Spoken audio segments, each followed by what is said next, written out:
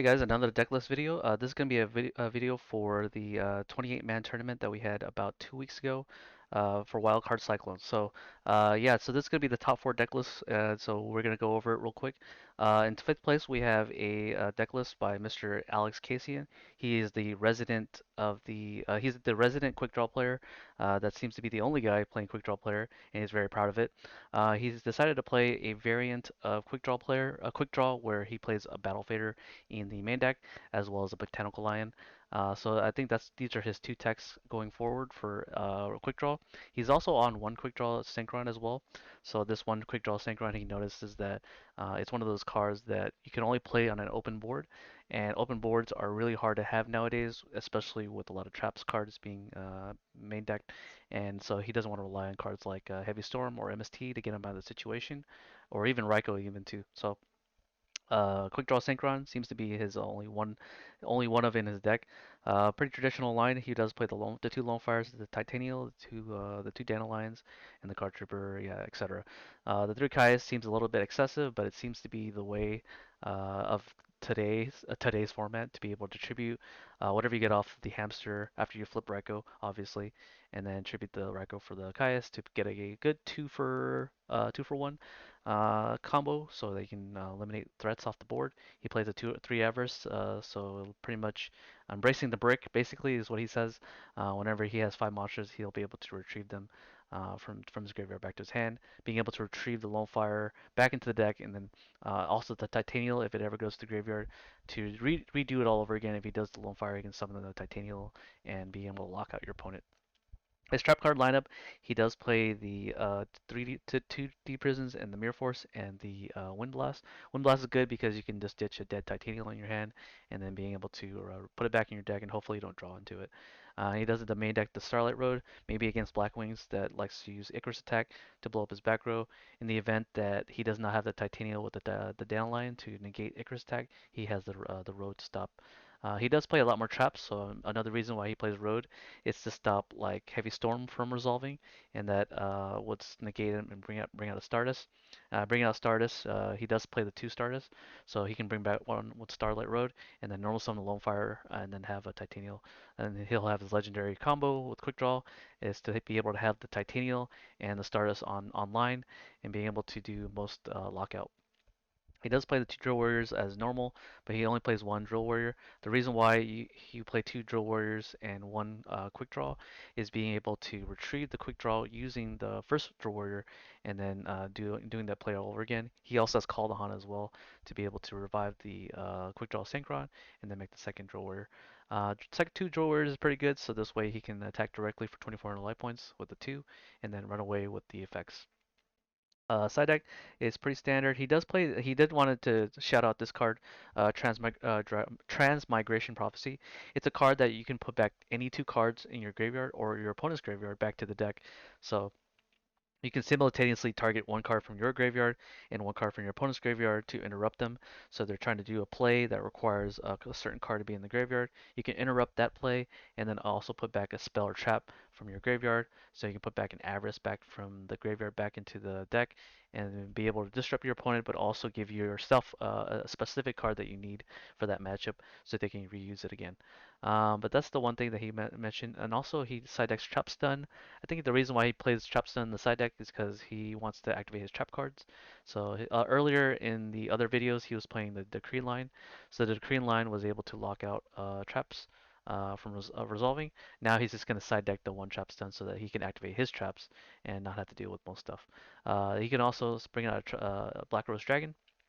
So if he summons Black Rose Dragon, activates effect, and they activate Starlight Road, you can just chain the Trap Stun to negate the Starlight Road, and then subsequently blow up the whole board. I think that's the main thing about his extra deck. He can also side deck Pulling the Rugs and Dust Tornado. So you just never know what he's going to be on. So he's going to switch it up every single time, but it's still kind of the same concept. And yeah, his side deck or his extra deck consists of a Ancient Fairy Dragon, as it is a dragon that's level 7 that he can go into with Debris Dragon. So he has an extra target. But I think he'll use it to stall out against Absolute Zero until he draws into an answer to deal with Absolute Zero.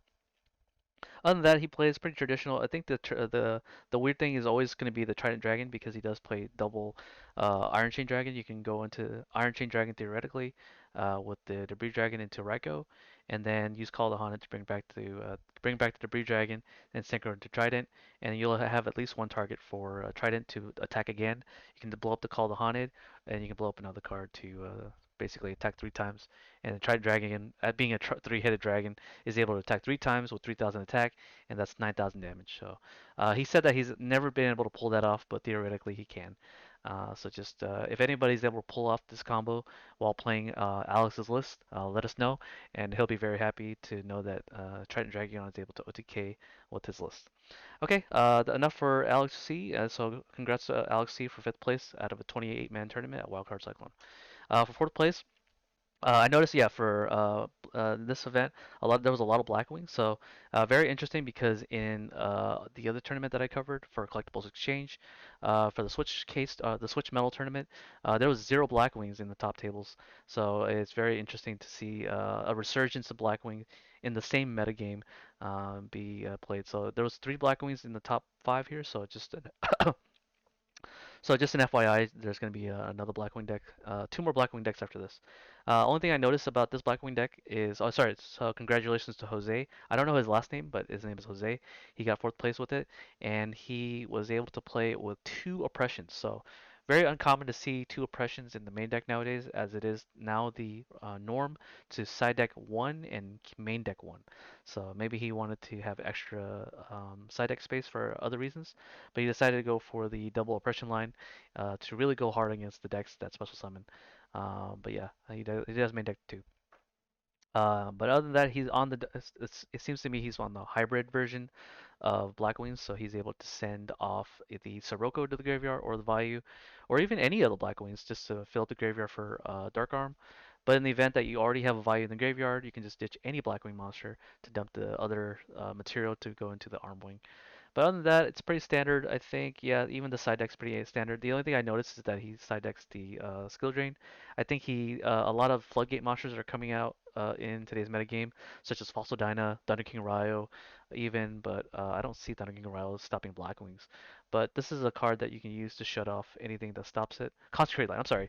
So this card actually stops Concentrate Light, you can just flip skill drain and negate Concentrated Light, so you can just do your normal Blackwing plays. But yeah, that's what you can do. He also side decks the Snowman Eater, maybe for the mirror match, but also for Hero Beat. I think Hero Beat is one of the harder matchups for Blackwings. I don't know why. Just because Alias is the 1900 monster, but maybe because Gemini Spark is a thing, and then Gemini Spark just ruins everything, even including the oppressions that he has. So maybe he side decks a Snowman Eater for that particular reason. But yeah, I can't see any other reason why for any other thing he played the Nullman across out to deal with Rykos and Hamsters. Rykos and Hamsters are the banes of Blackwing's existence. That's why they have cards like Skill Drain and Deck Devastation Virus, as well as No Mana Crossout. So he has anti Rykos in his side deck for sure. And then he has the two Cyber Dragon in the main deck or side deck, as every single Edison player in today's format. And then he plays a 3 Vayu because he's on the hybrid after all, so makes sense. And he's on double Whirlwind, so he makes sure that he has a steady supply of Blackwings that come every single time they get destroyed on the subsequent turn. But yeah, pretty much it. Congrats to Jose again for fourth place. On to the next one. Fourth place or third place goes to a guy named Pedro. I don't know his last name. He decided to play Blackwings. It looks like the pure version, so it doesn't see. I don't see any. I don't see any Dark Grepher, but he does play the Spirit Reaper that he can use to attack the hand. Blackwings normally does not like to attack the hand because they don't have anything in the archetype that can attack hands. So you're gonna have to play cards like Spirit Reaper to do that play. Spirit Reaper is really bad against the mirror match because of Armwing. So if you never want to give your opponent another chance to pierce. Armwing is basically a 2800 attack. Direct attacker if your monster has zero defense. I think Spirit Reaper's defense is 200, so it'll be able to do 2600 defense. Bora, along with Kalut, would actually just finish you off. So definitely really bad for the mirror match, but I imagine he's not going to set it against the mirror match. And he plays 41 cards. I guess he really loves Dust Shoot. So he decided to play the 41st card as Dust Shoot. And he also plays the Book of Moon for the mirror match. So that's also good because if they summon a Blackwing under Whirlwind, you can just Book of Moon on the summon, and then since the attack cannot be verified as the monster is face down, they can't search a monster with the Black Whirlwind. So he has a teched out spell card for the mirror match for sure. Also has the Starlight Road in case someone wants to Icarus attack his back row, or even Heavy Storm the back row, or Black Rose the back row, he does have the Starlit Road to negate and destroy that card and bring out his Stardust. And then once he has a Stardust, all his birds will be safe because he can normal summon any bird under Whirlwind, and that monster can't be bottomless. And so Stardust can just negate the bottomless, and then you can just deal with all that stuff. Side deck is the only thing that's different that I see is the DD Crow. Maybe the other guy didn't place DD Crow in the side deck. Let me just double check real quick. He only main decks side decks one. So in this one he side decks two. DD Crow is really good because it is also a Wing Beast monster that you can use in tandem with the Icarus attack. So when you have a Wing Beast, a DD Crow face down, and an Icarus attack, you now have a Wing Beast target to tribute. I don't know why he said X Doom Caliber Knight. Doom Caliber Knight has fallen out of EDISON metagame because there's just too many outs to it, including Cyber Dragon. So you can just special summon Cyber Dragon and beat it over. I think he just probably wants to use it for maybe recruiter monsters that are set. Uh, like I said before, maybe hamsters. He wants to negate hamster by summoning the Doom Caliber. Summoning it and then attacking over the hamster and then negating it is kind of the key here. He does side deck the mind control because he doesn't have the only tuner in his deck is Blizzard, so he probably just side decks the mind control to go for lethal because Blackwing is one of those decks that likes to do a lot of damage. So being able to get the Raikou off the board or a hamster off the board and flipping it and using its effect for your sake is kind of a good idea. He side decks Smashing Ground probably for Consecrated Light, and he's also on Skill Drain. So it looks like these people are on the anti Consecrated Light side deck. So that's good because that's what you want because people are going to commonly side deck that card against Blackwings. So yeah, and then he side decks the Oppression like most Blackwing players these days. His extra deck is pretty standard except for the Red Dragon Archfiend. I think in the deck profile that he had talked about, he wanted to play a Thought Ruler, but he couldn't find it. So this is supposed to be a Thought Ruler. So other than that, with Skill Drain and Red Dragon Archfiend, you want to have a 3000 beat stick anyway. So I guess that's another reason why you want to play Red Dragon Archfiend, so that you have the biggest monster for skill drain. But yeah, congratulations to Mr. Jose who got second place or third place. I'm sorry, Pedro. Congratulations to Pedro for third place for this list. Second place we have a Vayu Turbo list, and it's going to be pretty teched out. I do see the Lila and the Kaiku in the main deck, so he does want to have a better matchup against the mirror match, so that they can't banish for Vayu. But he also has the Lila too, which is uncommon in Vayu Turbo, because you would rather search for a Raikou to deal with anything rather than a Lila. But I can see Lila being used because it can bait out Bottomless and then Mill as well. So I can see Lila's justification for playing it. He does play 41, so I guess he decided to main deck Kaiku to fit the 41 slot. He's only on one impression into the main deck and then one in the side deck, which is smart. And then he plays one Armageddon Knight, so to normal summon dump a Plague Spreader zombie and go into a level 6 Sangro monster, which is good. And I don't think I see anything else different. The econ is weird. Maybe he wants to flip the hamster, set the Raikou, enemy controller, take the monster, and then sacrifice for Caius. I can see that being a play. But that's all I see it for. Maybe it's just put something to defense mode, but he can't pierce in this deck, so I'm not entirely sure. But yeah, he doesn't main deck that in the Charged Light Brigade, so he's on the Charged Light Brigade gang. Most people, before I've been seeing a lot of Vayu Trouble lists, before I mentioned it, not play Charge Light Brigade, but now he's on Charge, people are now back on Charge Light Brigade to be able to mill the Raikou. Okay, and then side deck is he's playing two Starlight Road to be able to stop Icarus attack and Heavy Storm, and he also has the Jinzo too, which is really weird. I don't know why he side decks Jinzo. Maybe he wants to stop deck Devastation Virus from resolving by summoning the Jinzo. Deck Devastation Virus kind of hurts this deck because you can't mill with Raikou, but I don't really see that being useful. I guess he does have the Armageddon Knight as well as Gil, so I guess he sides that for that reason. Maybe Shadow Imprisoning Mirror as well. Maybe he can shut off Shadow Imprisoning Mirror so he can activate Vayu from the graveyard to bring out his monsters. Because Shadow Imprisoning Mirror negates stuff in the graveyard too. But other than that, it's pretty standard. One deck devastation virus.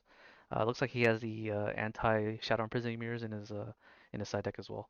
Yeah, pretty standard extra deck. So yeah, congratulations again to Mr. Andrew Z, who was able to get second place with Vayu. For first place, we have Leo Young, and he's a really cool guy, actually. Really nice guy. He decided to play Blackwings, and he got first place with it. Looks like he's gonna go for the main deck Legacy Yatagarasu, which makes sense. You want to fake out the Heavy Storm, so when they think they're getting a 2-for-1, you can just flip the Legacy Yatagarasu and draw a card, so it becomes a 1-for-1.